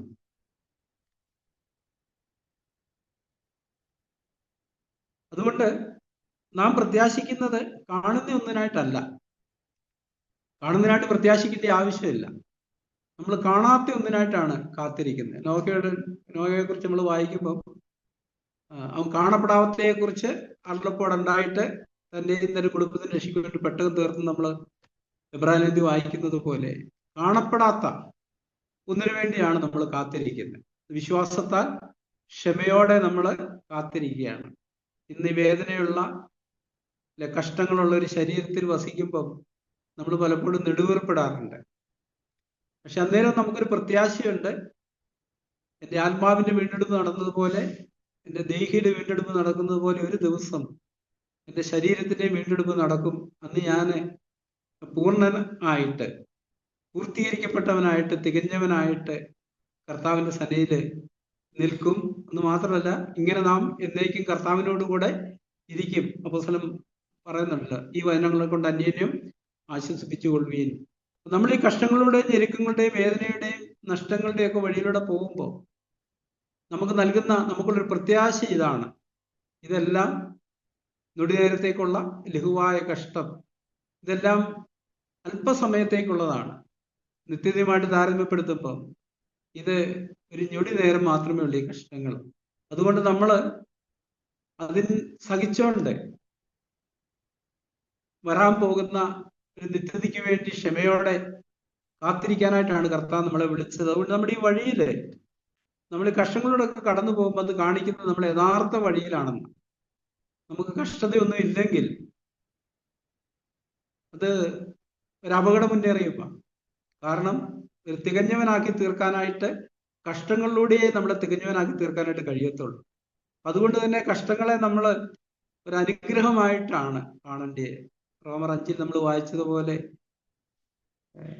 കഷ്ട സഹിഷ്ണുതയും സഹിഷ്ണുതയും സിദ്ധ പ്രത്യാശ ഉളവാക്കുന്നറിഞ്ഞ് ഞങ്ങൾ കഷ്ടങ്ങളിലും പ്രശംസിക്കുന്നു. നമുക്കറിയാം, അപ്പോസ്തലന്മാരെ തല്ലു പേടിച്ചതിന് ശേഷം, തടവിലാക്കി തല്ലു പേടിച്ചതിന് ശേഷം ഇങ്ങനെ എഴുതിയിരിക്കുന്നത്: അവർ സന്തോഷിച്ചും കൊണ്ട് ക്രിസ്തുവിന് വേണ്ടി കഷ്ടം സഹിക്കാൻ യോഗ്യരായി എണ്ണുകയാൽ സന്തോഷിച്ചും കൊണ്ട് അവരുടെ വഴിക്ക് പോയി. അവരുടെ പ്രത്യാശയും അവരെ മുന്നോട്ട് നയിക്കുന്ന ആ ഒരു ലക്ഷ്യവും നമുക്കവിടെ കാണാൻ കഴിയും. അടിയൊക്കെ മേടിച്ചിട്ട് സന്തോഷത്തോടെ തങ്ങളുടെ വഴിക്ക് പോവുക, പിറുപിറുപ്പില്ല, പരാതിയില്ല. കാരണം എന്താ? കർത്താവിനോടെ കഷ്ടങ്ങളിൽ പങ്കാളികളായി തീരാനായിട്ട് തങ്ങളെ യോഗ്യരായിട്ട് എണ്ണിയതിനെ കുറിച്ച് ഓർത്ത് അവർ സന്തോഷത്തോടെ തങ്ങളുടെ വഴിക്ക് പോയി എന്നാണ് നമ്മൾ വായിക്കുന്നത്. 26-ാം അധ്യായത്തിലേക്ക് വരുമ്പോൾ റോമർ 8:26, അതുകൊണ്ട് തന്നെ ആത്മാവ് നമ്മുടെ ബലഹീനതയ്ക്ക് തുണ നിൽക്കുന്നു. വീണ്ടും പോലെ പ്രാർത്ഥിക്കേണ്ടത് എന്തെന്ന് നാം അറിയുന്നില്ലല്ലോ. ആത്മാവ് തന്നെ ഉച്ചരിച്ചു കൂടാത്ത ഞരക്കങ്ങളാൽ നമുക്ക് വേണ്ടി പക്ഷപാതം ചെയ്യുന്നു. ഇവിടെയാണ് അന്യഭാഷയുടെ പ്രാധാന്യം വരുന്നത്. നമ്മൾ ഈ കാര്യത്തിൽ പെന്തക്കോസ്തുകാരോടൊക്കെ വിയോജിച്ച് നിൽക്കുകയും, പക്ഷെ അപ്പോസ്തലൻ പറയുന്നുണ്ട്, ഞാൻ 10,000 വാക്ക് സഭയിൽ അന്യഭാഷയിൽ പറയുന്നതിനേക്കാൾ 5 വാക്ക് ബുദ്ധിയോട് പറയാൻ ആഗ്രഹിക്കുന്നു പറഞ്ഞിട്ട് താനും ഞാൻ നിങ്ങളെക്കാൾ എല്ലാ അന്യഭാഷയിൽ സംസാരിക്കുന്നതുകൊണ്ട് ദൈവത്തെ സ്തോത്രം ചെയ്യുന്നു. ഈ അന്യഭാഷ എന്ന് പറയുന്ന താഴെ ഇവിടെ പറഞ്ഞിരിക്കുന്ന ഒരു കാര്യം, നമുക്ക് വേണ്ടും പോലെ പ്രാർത്ഥിക്കേണ്ടത് എന്താണെന്ന് നമുക്ക് അറിയത്തില്ലാത്തത് കൊണ്ട് ആത്മാവ് തന്നെ ഉച്ചരിച്ചു കൂടാത്ത ഞരക്കങ്ങളാൽ നമുക്ക് വേണ്ടി പക്ഷപാതം ചെയ്യുന്നു. പലപ്പോഴും പല കാര്യങ്ങളോട് നമ്മൾ കടന്നു പോകുമ്പോൾ നമുക്ക് വാക്കുകൊണ്ട് അത് വിശദീകരിക്കാൻ കഴിയത്തില്ല. നമ്മുടെ അകത്തുള്ള ഭാരവും പ്രയാസവും ആ സമ്മർദ്ദവും, അവിടെയാണ് പരിശുദ്ധാത്മാവ് തന്നെ നമുക്ക് വേണ്ടിയിട്ട് ദൈവസന്നിധിയിൽ പക്ഷപാതം ചെയ്യുന്നത്. 27-ാം വാക്യത്തിൽ, എന്നാൽ ആത്മാവ് വിശുദ്ധന്മാർക്ക് വേണ്ടി ദൈവഹിത പ്രകാരം പക്ഷപാതം ചെയ്യുന്നതുകൊണ്ട് ആത്മാവിന്റെ ചിന്ത ഇന്നതെന്ന് ഹൃദയങ്ങളെ പരിശോധിക്കുന്നുവെന്ന് അറിയുന്നു. അപ്പൊ അവിടെ നമ്മുടെ ഉള്ളിലുള്ള ഞെരുക്കങ്ങളെ ആത്മാവ് തന്നെ ദൈവസന്നിധിയിൽ പകരുന്നു എന്നാണ്. നമ്മുടെ മാനുഷിക രീതിയിൽ നമുക്കത് അവതരിപ്പിക്കാൻ കഴിയാത്തത് കൊണ്ട് ആത്മാവ് തന്നെ ഉച്ചരിച്ചുകൂടാത്ത ഞരക്കങ്ങളാൽ നമുക്ക് വേണ്ടി ദൈവസന്നിധിയിൽ പക്ഷപാതം ചെയ്യുന്ന ഒരു പ്രക്രിയയാണ് അന്നേരം സംഭവിക്കുന്നത്. അവിടെ പറഞ്ഞിരിക്കുന്നത്, എന്നാൽ ആത്മാവ് വിശുദ്ധന്മാർക്ക് വേണ്ടി ദൈവഹിതപ്രകാരം പക്ഷപാതം ചെയ്യുക എന്ന് പറഞ്ഞാൽ അതിൻ്റെ അർത്ഥം ഒരു കഷ്ടങ്ങളിലൂടെ കടന്നു പോകുമ്പോൾ ദൈവത്തിന്റെ ഇഷ്ടം നമ്മളതിലെ കടന്നു പോകണമെന്നാണ്. പക്ഷെ അത് നമുക്ക് താങ്ങാൻ കഴിയാതെ വരുമ്പം നമ്മൾ പലപ്പോഴും അതിന് രക്ഷപ്പെടാൻ ആഗ്രഹിക്കും. പക്ഷെ അവിടെ ആത്മാവ് ദൈവത്തിന്റെ ഹിതപ്രകാരമുള്ള ഒരു പക്ഷപാതമാണ് നടത്തുന്നത്, നമ്മുടെ ഇഷ്ടപ്രകാരമല്ല. ദൈവത്തിന് ആ കാര്യങ്ങളോട് നമ്മളെ കടത്തി വിട്ടി എന്ത് സാധിക്കാനുണ്ടോ, നമ്മളെ എന്ത് പഠിപ്പിക്കാനുണ്ടോ, അല്ലെങ്കിൽ നമ്മൾ എന്ത് ശുദ്ധീകരണം വരുത്താനുണ്ടോ എന്നുള്ളതിന് ആ നിലയിൽ ആത്മാവ് നമുക്ക് വേണ്ടി പിതാവിന്റെ ദൈവത്തിന്റെ സന്നിധിയിൽ പക്ഷപാതം ചെയ്യുകയാണ് ചെയ്യുന്നത്. അതുകൊണ്ട് തന്നെ ആ ആത്മാവിന്റെ ചിന്ത ഇന്ന് ഹൃദയങ്ങളെ പരിശോധിക്കുന്നവൻ അറിയുന്നു. നമുക്കറിയാം, ഗത്സമനെ വെച്ച് കർത്താവ് ആകുലപ്പെട്ട് രക്തം വിയർപ്പായി പ്രാർത്ഥിക്കുന്ന സമയത്ത് സ്വർഗത്തിൽ നിന്ന് ദൂതൻ അവന് പ്രത്യക്ഷനായി അവനെ ധൈര്യപ്പെടുത്തി നമ്മൾ വായിക്കുന്നുണ്ട്. എന്ന് പറഞ്ഞതുപോലെ നമ്മുടെയും ഞെരുക്കങ്ങളിലും വേദനകളുടെയും കഷ്ടങ്ങളുടെയും വഴിയിലൂടെ നമ്മൾ കടന്നു പോകുമ്പോൾ പരിശുദ്ധാത്മാവ് നമുക്ക് വേണ്ടി ദൈവിക പ്രകാരം ദൈവത്തോട് നമ്മുടെ ഉള്ളിൽ നിന്ന് പക്ഷപാതം ചെയ്യുന്ന ഒരു പ്രക്രിയയാണ് പലപ്പോഴും ഈ അന്യഭാഷയിലൂടെ നമ്മൾ ദൈവമായിട്ട് സംസാരിക്കുമ്പോൾ ഉണ്ടാവുന്നത്. നമ്മൾ അതുകൊണ്ട് തന്നെ ഇങ്ങനെയുള്ള കാര്യങ്ങളെ ഗൗരവത്തോടെ എടുക്കേണ്ട ആവശ്യമുണ്ട്. നമ്മൾ ഒരു കൂട്ടരെ എതിർത്തോണ്ട് അതിൻ്റെ എതിർ ദിശയിലോട്ട് പോയിട്ട് അതിലൂടെ ദൈവം നമുക്ക് നൽകാൻ ആഗ്രഹിക്കുന്ന അനുഗ്രഹങ്ങൾ നമ്മൾ നഷ്ടപ്പെടുത്താനായിട്ട് ഇടയായി തീരരുത്. തുടർന്ന് 28-ാമത്തെ വാക്യം നമ്മൾ ഇങ്ങനെ വായിക്കുന്നു, എന്നാൽ ദൈവത്തെ സ്നേഹിക്കുന്നവർക്ക് നിർണയപ്രകാരം വിളിക്കപ്പെട്ടവർക്ക് തന്നെ സകലവും നന്മയ്ക്കായി കൂടി വ്യാപരിക്കുന്നു എന്ന് നാം അറിയുന്നു. നമ്മൾ ദൈവത്തെ സ്നേഹിക്കുന്നുണ്ടെങ്കിൽ നമ്മുടെ വഴിയിൽ ദൈവം അനുവദിക്കുന്നതെല്ലാം നമ്മുടെ നന്മയ്ക്കാണ് എന്ന് നാം അറിയുന്നു എന്നാണ് അവിടെ പറഞ്ഞിരിക്കുന്നത്. നമ്മുടെ നന്മയ്ക്ക് വേണ്ടി വരുന്നൊരു കാര്യത്തോടുള്ള ബന്ധത്തിൽ നമ്മൾ പിറുപിറുപ്പോ പരാതി പറയുകയോ അത് ഒഴിഞ്ഞു പോകാനോ ശ്രമിക്കത്തില്ല. പക്ഷെ പലപ്പോഴും ഇതിനെക്കുറിച്ചുള്ളൊരു ബോധ്യം നമുക്ക് ഇല്ലാത്തത് കൊണ്ട് നാം പലപ്പോഴും ഒഴിഞ്ഞു മാറാനും പിറുപിറുക്കാനും പരാതി പറയാനും ശ്രമിക്കാറുണ്ട്. ഇപ്പൊ നമ്മളോട് പറയുന്ന എല്ലാറ്റിനും വേണ്ടി സ്തോത്രം ചെയ്യുവീൻ അല്ലേ, എല്ലാവർക്കും വേണ്ടി സ്തോത്രം ചെയ്യാൻ പറയുന്നുണ്ട്. രാജാക്കന്മാർക്കും അധികാരസ്ഥന്മാർക്കും അങ്ങനെയുള്ള എല്ലാവർക്കും വേണ്ടി പ്രാർത്ഥനയും പക്ഷപാതവും സ്തോത്രം ചെയ്യണമെന്ന് ഞാൻ സകലത്തിന് മുമ്പേ നിങ്ങളെ പ്രബോധിപ്പിക്കുന്നു. അപ്പൊ നമ്മൾ പലപ്പോഴും പ്രാർത്ഥിക്കുകയും സ്തോത്രം ചെയ്യുന്നതൊക്കെ നമുക്ക് ഇഷ്ടപ്പെട്ടവർക്ക് വേണ്ടിയിട്ടായിരിക്കും. പക്ഷെ ദൈവത്തിന്റെ ഹിതം എല്ലാവർക്കും വേണ്ടി, നമുക്ക് ഇഷ്ടപ്പെട്ടാലും ഇഷ്ടപ്പെട്ടില്ലേലും. അതിന്റെ കാരണം, അങ്ങനെ നമ്മൾ സ്തോത്രം ചെയ്യുമ്പം നമ്മുടെ ഉള്ളിൽ വരുന്ന ഒരു രൂപാന്തരമുണ്ട്. നമ്മളത് ചെയ്യുന്നില്ലെങ്കിൽ ആ ഒരു രൂപാന്തരം നമുക്ക് നഷ്ടപ്പെടും. അപ്പൊ നമ്മളെ കുറിച്ചുള്ള ദൈവികതയെ കുറിച്ച് പറയുന്ന കൊലോസ്യലേഖനത്തിൽ നിങ്ങളെ ക്രിസ്തുവിൽ തികഞ്ഞവരാക്കി നിർത്തുക എന്നുള്ളതാണ്. അല്ല നമുക്ക് മാർക്കിന്റെ അടിസ്ഥാനത്തിൽ പറഞ്ഞാൽ 100 മാർക്കുള്ളവരായിട്ട് നിർത്തുക എന്നുള്ളതാണ്. അപ്പൊ നമുക്ക് ഒരു 30 ചോദ്യം അല്ലെ 50 ചോദ്യം ഇട്ടിട്ട് എല്ലാം ആൻസർ ചെയ്യുമ്പോഴാണ് നമുക്ക് 100 മാർക്ക് കിട്ടുന്നത്. പക്ഷെ ചിലത് നമ്മൾ ആൻസർ ചെയ്യാതെ പോയാൽ എന്താ സംഭവിക്കുക? നമുക്ക് മാർക്ക് കുറയും. എന്ന് പറഞ്ഞ പോലെ തന്നെ നമ്മളെ ജീവിതത്തിൽ അനുവദിക്കുന്ന എല്ലാ സാഹചര്യങ്ങളിലും എല്ലാവർക്കും വേണ്ടി സ്തോത്രം ചെയ്യുന്ന വഴി നമ്മുടെ ഉള്ളിൽ ആന്തരിക തികയുന്ന പ്രക്രിയ ദൈവാത്മാവ് നടത്തുന്നുണ്ട്. നമ്മുടെ പ്രാർത്ഥനയില് ഈ സ്തോത്രം വേണമെന്ന് ദൈവത്തിന്റെ വചനം പറയുന്നുണ്ട്. നമ്മള് പ്രാർത്ഥന ഉറ്റിരിപ്പീൻ, സ്തോത്രത്തോടെ അതില് ജാഗരിപ്പീൻ. നമുക്ക് ഇഷ്ടപ്പെടുന്നവർക്ക് വേണ്ടി സ്തോത്രം ചെയ്യാൻ നമുക്ക് വളരെ എളുപ്പമാണ്, സന്തോഷമാണ്. പക്ഷെ നമ്മളോട് വിയോജിക്കുന്നവർക്ക് വേണ്ടി, എതിർക്കുന്നവർക്ക് വേണ്ടി, നമ്മളെ ഉപദ്രവിക്കുന്നവർക്ക് വേണ്ടി സ്തോത്രം ചെയ്യാൻ നമുക്ക് കഴിയാറുണ്ടോ? അങ്ങനെയുള്ളവർക്ക് വേണ്ടി സ്തോത്രം ചെയ്യുന്ന വഴിയാണ് നമ്മൾ ആ ക്രിസ്തുവിൽ തികഞ്ഞവരായി തീരുന്ന ഒരു ആന്തരിക വളർച്ചയിലേക്ക് വരുന്നത്. നമുക്കങ്ങനെ ചെയ്യാൻ കഴിയുന്നില്ലെങ്കിൽ നമ്മുടെ ഉള്ളിൽ ഇനിയും വലിയ അളവിലുള്ള ശുദ്ധീകരണത്തിന്റെ ആവശ്യമുണ്ടെന്നാണ് അത് കാണിക്കുന്നത്. ഇവിടെ 28-ാം വാക്യം ഇങ്ങനെ തുടങ്ങുന്നു: എന്നാൽ ദൈവത്തെ സ്നേഹിക്കുന്നവർക്ക്. ദൈവത്തെ സ്നേഹിക്കുക എന്ന് പറഞ്ഞാൽ ദൈവത്തിന്റെ കൽപ്പനകളെ പ്രമാണിക്കുന്നവർക്കെന്നാ അതിന്റെ അർത്ഥം. ദൈവത്തെ സ്നേഹിക്കുക എന്നുള്ളതിന് തെളിവ് എന്താന്നാ പറഞ്ഞിരിക്കുന്നത്? എന്നെ സ്നേഹിക്കുന്നവൻ എന്റെ കൽപ്പനകളെ പ്രമാണിക്കും. കർത്താവിന്റെ ഒരു കൽപ്പനയെ ശത്രുവിനെ സ്നേഹിപ്പീൻ, നിങ്ങളെ ഉപദ്രവിക്കുന്നവർക്ക് വേണ്ടി പ്രാർത്ഥിപ്പീൻ. അങ്ങനെ ചെയ്യുന്നവർക്ക് തുടർന്ന് പറയുന്നു, ദൈവത്തെ സ്നേഹിക്കുന്ന നിർണയപ്രകാരം വിളിക്കപ്പെട്ടവർക്ക്, ഒരു പ്രത്യേക ഉദ്ദേശത്തോടു കൂടി വിളിക്കപ്പെട്ടവർക്ക് തന്നെ സകലവും നന്മയ്ക്ക് വേണ്ടി കൂടി വ്യാപരിക്കുന്നു എന്ന് നാം അറിയുന്നു. ആ പ്രത്യേക ഉദ്ദേശം എന്ന് പറയുന്ന അടുത്ത വാക്യത്തിൽ പറഞ്ഞിട്ടുണ്ട്, തന്റെ പുത്രന്റെ സ്വരൂപത്തോട് അനുരൂപപ്പെടുക എന്നുള്ളതാണ്. അപ്പൊ അങ്ങനെയുള്ള ഒരു വ്യക്തിയെ സംബന്ധിച്ചിടത്തോളം അവിടെ പറഞ്ഞ് എന്ന് നാം അറിയുന്നു എന്നാ പറയുന്നത്. അപ്പൊ അങ്ങനെ നമ്മൾ അറിയുന്നുണ്ടെങ്കിൽ നമുക്ക് എന്ത് ചെയ്യാൻ പറ്റും? എല്ലാത്തിനും വേണ്ടി സ്തോത്രം ചെയ്യാൻ പറ്റും. അറിയത്തില്ല, നമ്മൾ ചിലതിന് നമുക്ക് അനുകൂലമായിട്ടുള്ളൊരു സ്തോത്രം ചെയ്യും, പ്രതികൂലമായിട്ടുള്ളൊരു സ്തോത്രം ചെയ്യത്തില്ല. ഈ ഒരു അറിവിലേക്ക് നമ്മൾ വരേണ്ട ഒരു ആവശ്യമുണ്ട്. തുടർന്ന് 21-ാം വാക്യം നമ്മൾ ഇങ്ങനെ വായിക്കുന്നു: അവൻ മുന്നറിഞ്ഞവരെ തന്റെ പുത്രൻ അനേക സഹോദരന്മാരിൽ ആദിയാതനാകേണ്ടതിന് അവന്റെ സ്വരൂപത്തോട് അനുരൂപരാകുവാൻ മുൻനിയമിച്ചിരിക്കുന്നു. ദൈവത്തിന്റെ മുന്നറിവെന്ന് പറയുമ്പം ദൈവം ആദിയിലെ അന്ത്യം കണ്ടവനായതുകൊണ്ട് ഇപ്പം ഏശാവിനെ തള്ളി റോമാലേഖനത്തിൽ തുറന്നു വരുമ്പോൾ പറയുന്നുണ്ട്, ഞാൻ ഏശാവിനെ ദ്വേഷിച്ച് യാക്കോബിനെ തെരഞ്ഞെടുത്തിരിക്കുന്നു എന്ന് പറഞ്ഞാൽ ജനിക്കുന്നതിന് മുമ്പ്, കുഞ്ഞുങ്ങൾ ജനിക്കുന്നതിന് മുമ്പ് ദൈവം അത് പറഞ്ഞു. എന്താ അതിന്റെ കാരണം? അതിന്റെ കാരണം ആദിയിലെ അന്തം കണ്ടിയൊരു ദൈവമാണ്. മുമ്പോട്ട് എന്താ സംഭവിക്കാൻ പോകുന്നെന്നുള്ളത് കണ്ടിട്ടാണ് ദൈവം തെരഞ്ഞെടുക്കുന്നത്. ഇവിടെ മുന്നറിഞ്ഞവെന്ന് പറയുമ്പോൾ അതിന്റെ അർത്ഥം അതാണ്, ഒരു പ്രത്യേക യോഗ്യതയുടെ അടിസ്ഥാനത്തിലല്ല. ദൈവം നമ്മളെ സംബന്ധിച്ചിടത്തോളം എന്തുകൊണ്ടാണ് നമ്മൾ ഇന്ന് ചർച്ചയിലായിരിക്കുന്നത്? ദൈവം നമ്മളെ മുന്നറിഞ്ഞത് കൊണ്ടാണ്.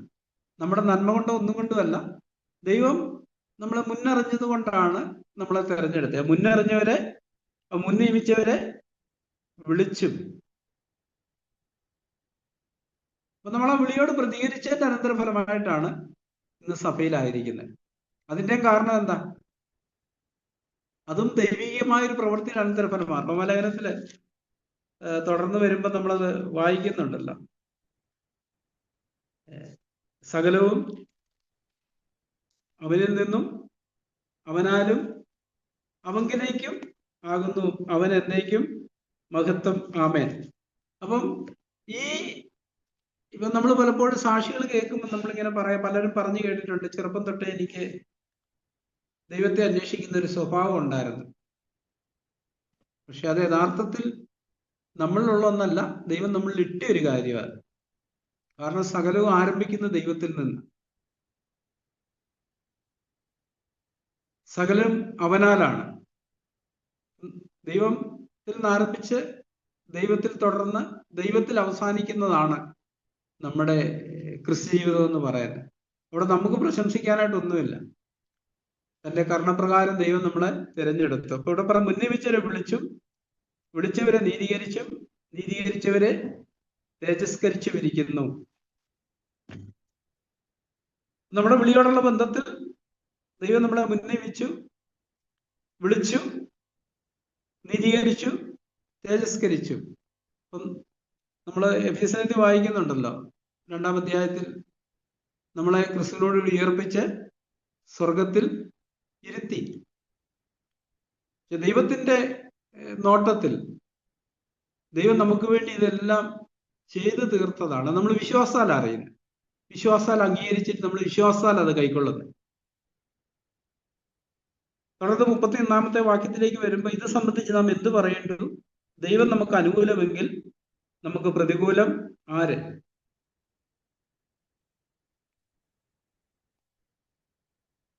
ദൈവം നമുക്ക് അനുകൂലമെങ്കിൽ പ്രതികൂലം ആര്? ഒന്നാമത് നമ്മൾ സാത്താനോടുള്ള ബന്ധത്തിൽ നമ്മൾ എടുക്കേണ്ടിയിരുന്ന നിലപാടാണ്. ദൈവം എനിക്ക് അനുകൂലമാണ്, എനിക്ക് പ്രതികൂലമായിട്ട് നിൽക്കാൻ ആർക്കും കഴിയത്തില്ല. നമുക്ക് ആ ഒരു ആന്തരിക ധൈര്യമുണ്ട് നമ്മുടെ ഹൃദയത്തിന്റെ ഉള്ളിൽ.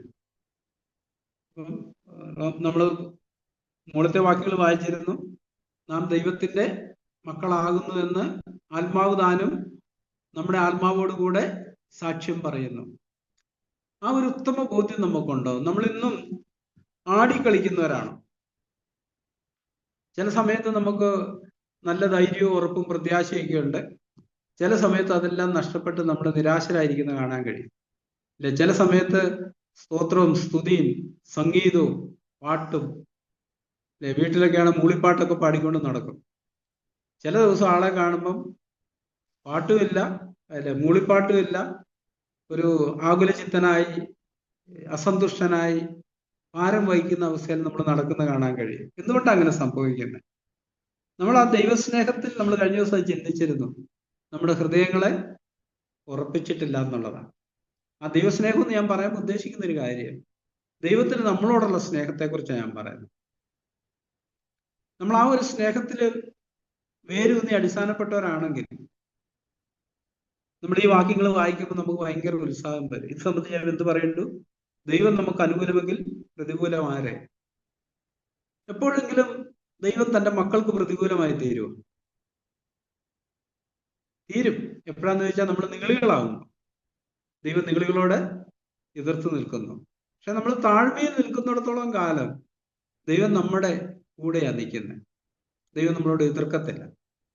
ഇവിടെ ചോദിക്കുന്നൊരു ചോദ്യം അതാണ്, ദൈവം നമുക്ക് അനുകൂലമെങ്കിൽ നമുക്ക് പ്രതികൂലം ആര്? സുപുത്രനെ ആദരിയാതെ നമുക്ക് എല്ലാവർക്കും വേണ്ടി ഏൽപ്പിച്ചു തന്നവൻ അവനോടുകൂടെ സകലവും നൽകാതിരിക്കുമോ? നമ്മൾ ശത്രുക്കളായിരിക്കുമ്പോൾ തന്നെ നമ്മെ സ്നേഹിക്കിയാല് നമ്മളെ നീതീകരിച്ച ശേഷമോ നാം അവന്റെ ജീവനാൽ എത്ര അധികമായി പാപത്തിൽ നിന്ന് രക്ഷിക്കപ്പെടുമെന്ന് നമ്മൾ വായിക്കുന്നു. റോമർ 5:10 വായിക്കുന്നുണ്ട്. അപ്പൊ ദൈവം നമ്മളെ നീതീകരിച്ചതാണെങ്കിൽ ദൈവം തന്നെ അവന്റെ ജീവനാൽ നമ്മളെ പാപത്തിന്റെ ശക്തി എന്നുള്ള വീണ്ടെടുപ്പിലേക്ക് നടത്തും. ദൈവം നമുക്ക് അനുകൂലമെങ്കിൽ പ്രതികൂലം ആര്? നമുക്ക് എല്ലാവർക്കും വേണ്ടി ഏൽപ്പിച്ചു തന്നവൻ അവനോടുകൂടെ സകലവും നൽകാതിരിക്കുമോ?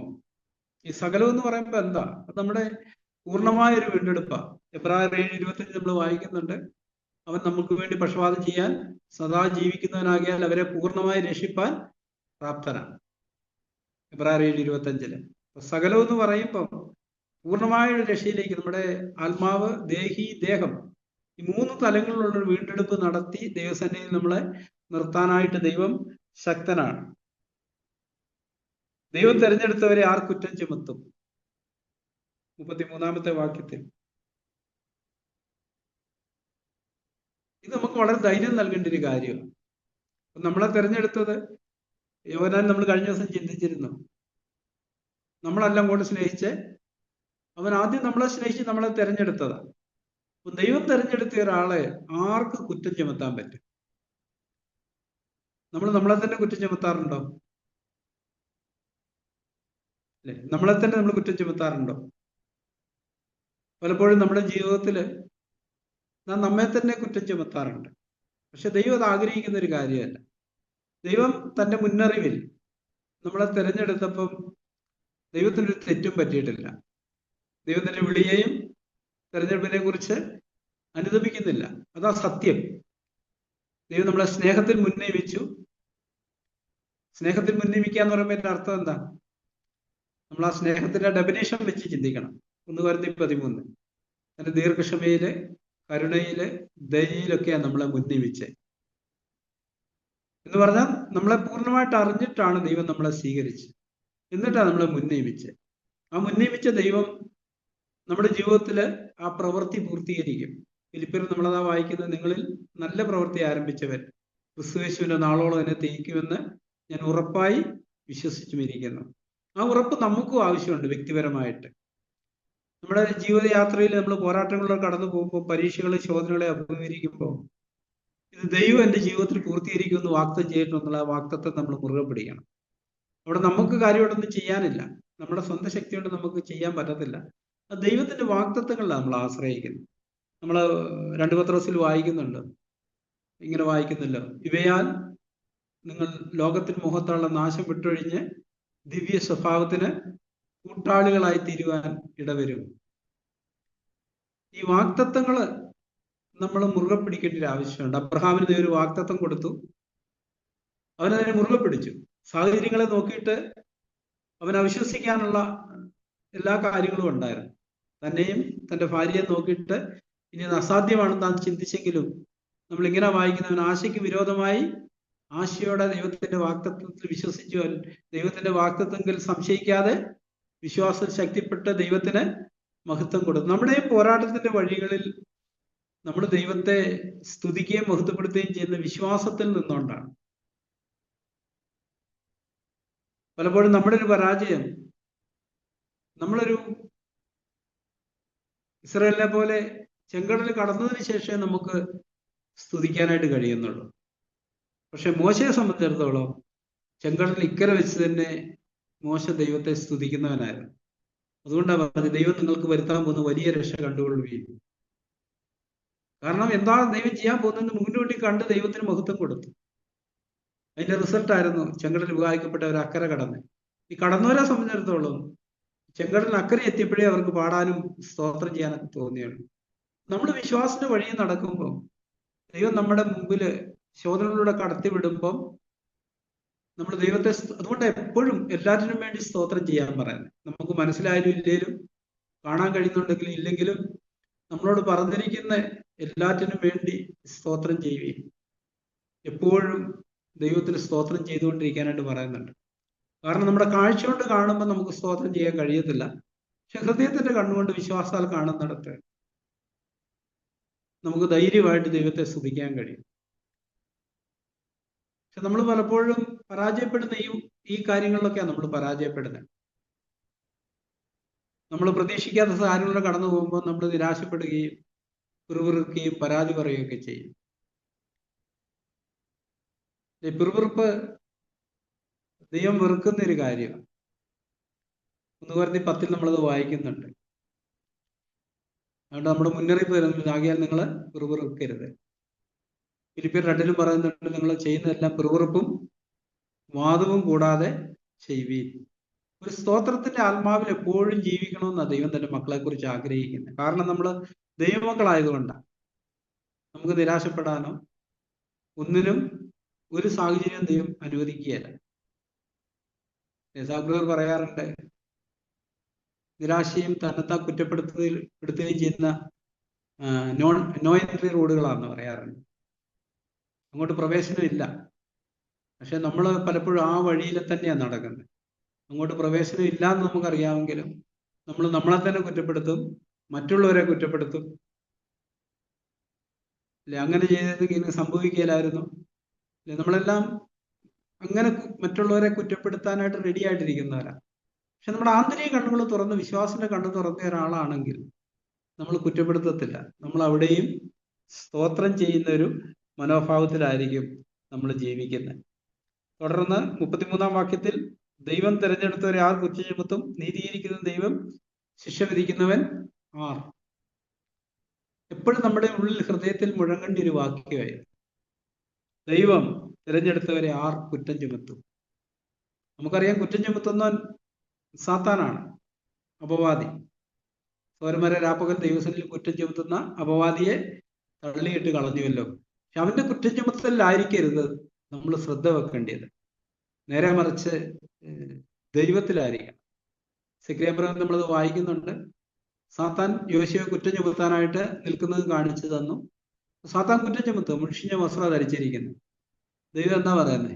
അവന്റെ മുഷിഞ്ഞ വസ്ത്രമെങ്കിൽ നീക്കി അവന് ഉത്സവ വസ്ത്രം ധരിപ്പിക്കുക എന്ന് പറഞ്ഞ് ദൈവം അവനോട് കൂടെ നമ്മളെ കുറ്റപ്പെടുത്തുകയല്ല ചെയ്യുന്നത്. നമ്മുടെ മലിനത നീക്കിയിട്ട് നമ്മളെ ഉത്സവ വസ്ത്രം ധരിക്കുന്നൊരു പ്രക്രിയ ചെയ്യുന്നത്. യെശയ്യാപ്രവചനത്തില് 59 ഇങ്ങനെ വാക്യമുണ്ട്. വിഷന്റെ 61-ാം അധ്യായത്തിലാണെന്ന് തോന്നുന്നു. വിഷന്റെ മനസ്സിന് പകരം സ്തുതി എന്ന മേലാടയും നമുക്ക് തരാവുന്ന വാഗ്ദത്തം ചെയ്തിരിക്കുന്നു. അപ്പൊ അവിശ്വാസമുള്ള ഒരാൾക്കാണ് ഈ വിഷന്റെ മനസ്സുണ്ടാകുന്ന, പിറുപിറുപ്പുണ്ടാകുന്നത്.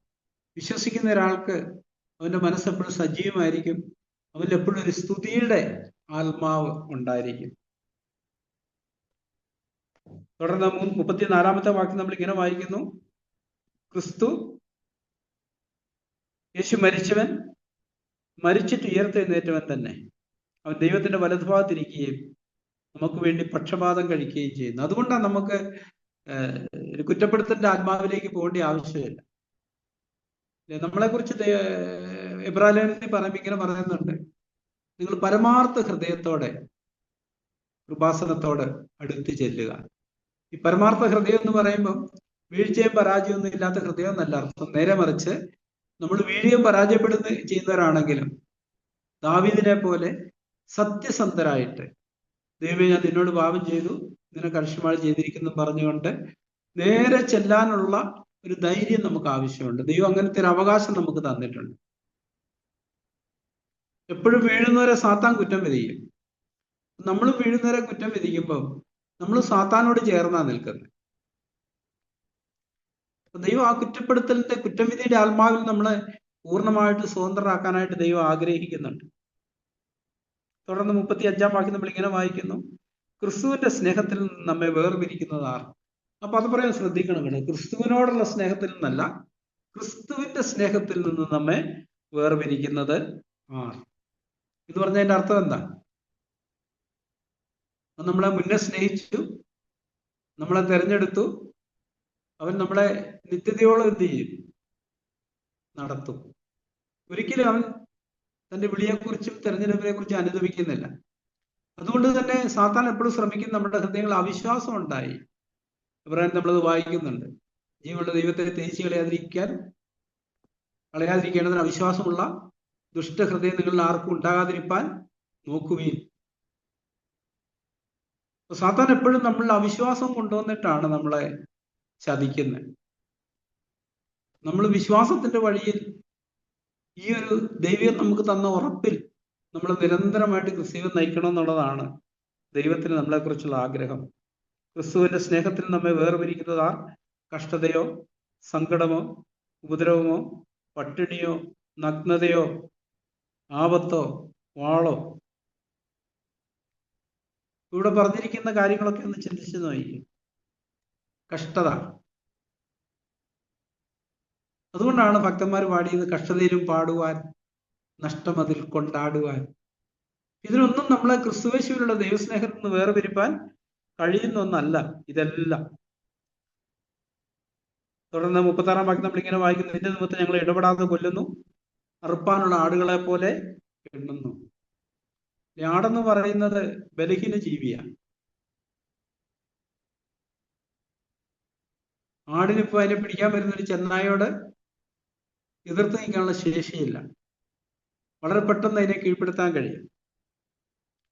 യഥാർത്ഥത്തിൽ നമ്മളൊരു താഴ്മയുടെ മനോഭാവത്തിലാണ് നമ്മൾ ആ സമയത്ത് ദൈവത്തോട് നിലവിളിക്കും, കർത്താവേ സഹായിക്കണേ, കരുണ തോന്നണമേ. പക്ഷെ പലപ്പോഴും നമുക്ക് പറ്റുന്നൊരു പരാജയം, നമ്മുടെ ശക്തി കൊണ്ട് നമ്മൾ എതിർത്ത് നിൽക്കാൻ ശ്രമിക്കും. നമ്മളൊരു പോരാടാനായിട്ട് ഇറങ്ങി പുറപ്പെടും. ഒരിക്കലും ഒരാട് ആ നിലയിൽ എതിർത്ത് നിൽക്കത്തില്ല, പോരാടത്തില്ല. നമ്മള് യഥാർത്ഥത്തിൽ താഴ്മയുള്ളവരാണെങ്കിൽ ഇങ്ങനെയുള്ള കാര്യങ്ങളിലൂടെ കടന്നു പോകുമ്പം നമ്മൾ ദൈവത്തിൽ അഭയം പ്രാപിക്കില്ല. ഈ രാത്രി സഹോദരന്മാരെ നമ്മൾ ഒന്നിച്ചായിരിക്കുമ്പോൾ നമുക്ക് നമ്മളെ തന്നെ ശോധന ചെയ്യാം, നമ്മളെ തന്നെ വിധിക്കാം. നമ്മള് കർത്താവിനെ യോഹന്നാൻ സ്നാപകം പരിചയപ്പെടുത്തിയില്ല, ഇതാ ലോകത്തിന്റെ പാപത്തെ ചുമക്കുന്ന ദൈവത്തിന്റെ കുഞ്ഞാട്. വെളിപ്പാട് പുസ്തകം വായിക്കുന്ന ഒരു കുഞ്ഞാട് അറക്കപ്പെട്ടതുപോലെ നിൽക്കുന്നത് ഞാൻ കണ്ടു. ഈ ഭൂമിയിൽ നമ്മളായിരിക്കുമ്പോൾ കർത്താവും പറഞ്ഞു, ചെന്നായ്ക്കളുടെ നടുവിൽ കുഞ്ഞാടുകളെ പോലെ ഞാൻ നിങ്ങളെ അയക്കുന്നു. പക്ഷെ നമ്മുടെ പ്രശ്നം എന്താന്ന് ചോദിച്ചാൽ, നമ്മൾ പലപ്പോഴും കുഞ്ഞാടിനെ പോലെ അല്ല ആയിരിക്കുന്നത്, ഇല്ലേ? പിന്നെന്തിനെ പോലെയാ? അടിച്ചു കീറുന്ന ചെന്നായെ പോലെയാ. നമ്മുടെ ദിനംപ്രതിയുള്ള ജീവിത ശോധനയെ നമുക്കറിയാം. ഒരു കുഞ്ഞാടിനെ പോലെയല്ല, കടിച്ചു കീറുന്ന ഒരു ചെന്നായെ പോലെയാ നമ്മൾ പല സമയത്തും ആയിരിക്കുന്നത്. നമ്മളിൽ തന്നെ ശക്തരും നമ്മളെ തന്നെ ഉയർത്തുന്നവരും ദൈവത്തിൽ ആശ്രയമില്ലാത്തവരും ദൈവത്തിൽ താഴ്മയില്ലാത്തവരൊക്കെ ആയിരിക്കുന്നിടത്ത് ദൈവത്തിന് നമ്മളെ സഹായിക്കാനായിട്ട് കഴിയത്തില്ല. ദൈവം നമ്മളെ കുറിച്ച് ആഗ്രഹിക്കുന്നത് നാം ഒരു കുഞ്ഞാടിന്റെ മനോഭാവത്തോടെ കർത്താവിനെ അനുഗമിക്കണമെന്നുള്ളതാണ് കർത്താവിന്റെ ഇഷ്ടം. അതുകൊണ്ട് നമുക്ക് നമ്മളെ തന്നെ സമർപ്പിക്കാം. വചനത്തിന് മുമ്പാകെ നമ്മളെ തന്നെ കാണുമ്പോൾ നമ്മളൊരു കണ്ണാടി മുമ്പിൽ നിൽക്കുന്ന പോലാണ് നമ്മൾ മുഖം നോക്കിയതിന് ശേഷം മുഖത്തുള്ള അഴുക്കൊക്കെ തുടച്ച് വൃത്തിയാക്കുന്ന ഒരു പ്രക്രിയയാണ് ചെയ്യുന്നത്. എന്ന് പറഞ്ഞ പോലെ വചന കേൾവിക്ക് ശേഷം നമുക്കുണ്ടാകേണ്ട ഒരു മനോഭാവം അതാണ്.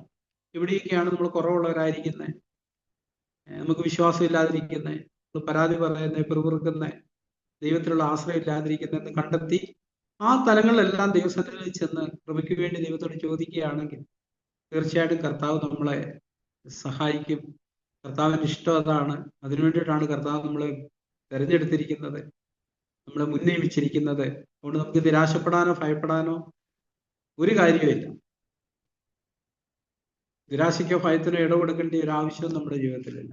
നമുക്ക് എപ്പോഴും നമ്മുടെ അപ്പൻ്റെ അടുക്കിലേക്ക് അബ്ബാ പിതാവേ എന്ന് വിളിച്ചുകൊണ്ട് ധൈര്യത്തോടെ ഒരു മകൻ ചെല്ലുന്നത് പോലെ, ഒരു ദാസൻ ചെല്ലുന്ന പോലെയല്ല, ഒരു മകൻ ചെല്ലുന്നത് പോലെ നമുക്ക് ചെല്ലാനുള്ള അവകാശം യേശുക്രിസ്തുവിന്റെ രക്തത്തിലെ വീണ്ടെടുപ്പിലൂടെ ദൈവം നമുക്ക് തന്നിട്ടുണ്ട്. നമുക്ക് ആ അവകാശത്തിൽ നിൽക്കാം. ദൈവത്തിന്റെ മക്കളെന്നുള്ള ആ മഹത്വത്തോടെ, ആ ധൈര്യത്തോടെ എപ്പോഴും കർത്താവിന് മുന്നിൽ നിൽക്കാം. അതിനായിട്ട് കർത്താവ് നമ്മളെ സഹായിക്കട്ടെ. നമുക്ക് പ്രാർത്ഥിക്കാം. സ്വർഗ്ഗസ്ഥനായ പിതാവേ, അടിയങ്ങളെ ഹൃദയങ്ങളെ തുറക്കണം. അവിടുത്തെ വചനത്തിന്റെ വെളിച്ചത്തിൽ അടിയങ്ങളെ തന്നെ കാണുവാനും അടിയങ്ങളെ തന്നെ ശുദ്ധീകരിക്കാനും അടിയങ്ങളെ സഹായിക്കണമെന്ന് പ്രാർത്ഥിക്കുന്നു. വചനങ്ങളെല്ലാം അടിയങ്ങളെ ഹൃദയങ്ങളെ വിശ്വാസമായിട്ട് പരിണമിച്ച് നിങ്ങളുടെ ജീവിതത്തെ രൂപാന്തരപ്പെടുത്തുന്ന ഒരു തലത്തിലേക്ക് വന്ന് അവിടുത്തെ മുമ്പാകെ നീതിയിലും വിശുദ്ധിയിലും ജീവിച്ച് അവിടുത്തെ നാമത്തെ മഹത്വപ്പെടുത്തുവാൻ അടിയങ്ങളെ സഹായിക്കണമെന്ന് പ്രാർത്ഥിക്കുന്നു. യേശുവിന്റെ നാമത്തിൽ ചോദിക്കുന്നു പിതാവേ.